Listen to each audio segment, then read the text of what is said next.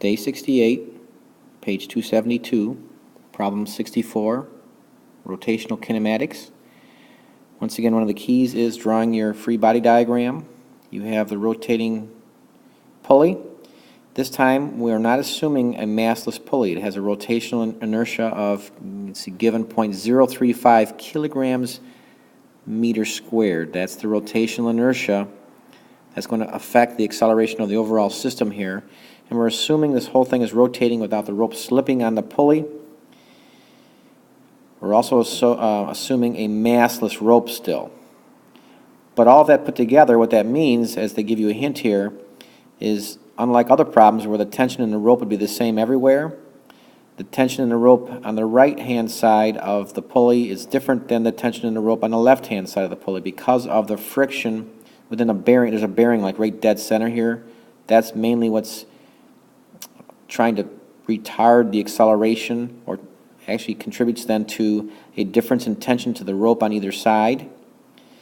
It tells you there's a frictional torque of 0.25 meters, 0.25 Newton meters. Once again, it's in this bearing where the pulley is attached to whatever it's rotating on, the shaft or whatever. But we do know that the big mass will go down, accelerate down. This is the bigger one.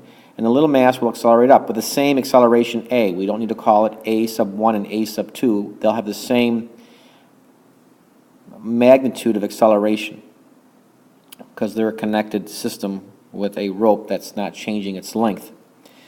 So bottom line is, there's my free body diagram on the left over here with the associated forces applied to each of the objects. And up in the top right here, then I just did our basic, here's all the physics basically. Newton's second law, F net equals ma for the little guy. For some reason I'm calling it number 2. And F net equals ma for the bigger mass, linear acceleration.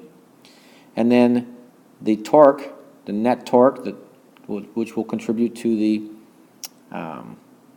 rotational acceleration alpha, is equal to the rotational inertia of the disk times that acceleration. So applying F net equals ma to the mass, this is pretty simple. The little guy, the bigger force minus the smaller force, which is the consistent way that we've been doing these problems. The bigger force is up, T sub 2 minus 49 equals ma for the little guy. The big guy, the bigger force is down, so it's the big force minus the smaller force, the upward tension T sub 1 equals its mass times its acceleration.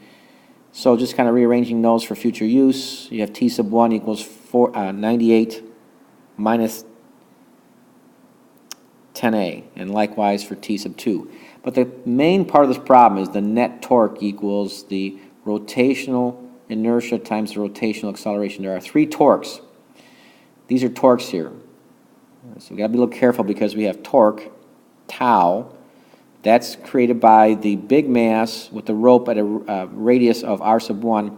It's the force T sub 1 times r sub 1. That's torque, force times distance. Minus the retarding torques, the little mass is trying to keep this thing from accelerating as fast. It's T sub 2, which is the tension in the rope, times its radius, r sub 2.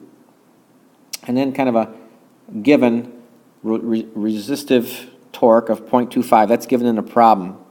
The frictional torque that's resisting the main accelerating torque. The T sub 1, r sub 1 is really the only torque that's trying to make the pulley rotate clockwise. It's being resisted by the other 2 torques. And then it's equal to I times alpha. So after this now, basically it's all just plug and chug in algebra. We're given the radius of the pulley.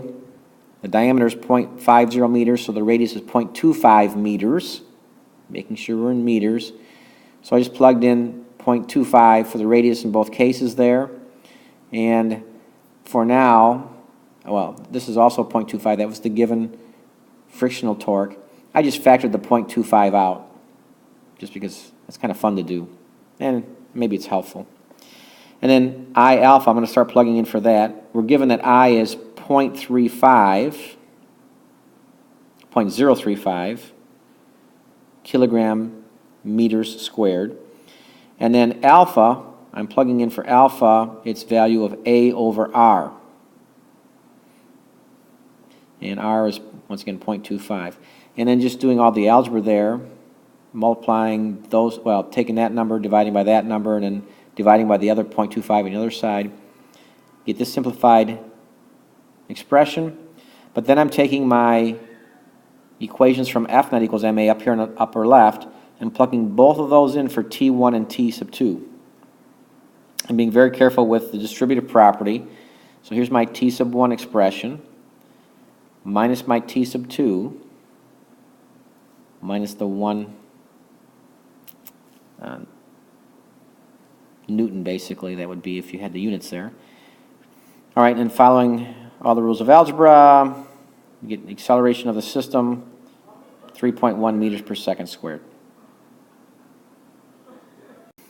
And obviously, you could also figure out the rotational acceleration alpha for the disk by just going back and plugging in, up above, like right here. And you can get the tension in the two ropes by plugging into these two equations up here.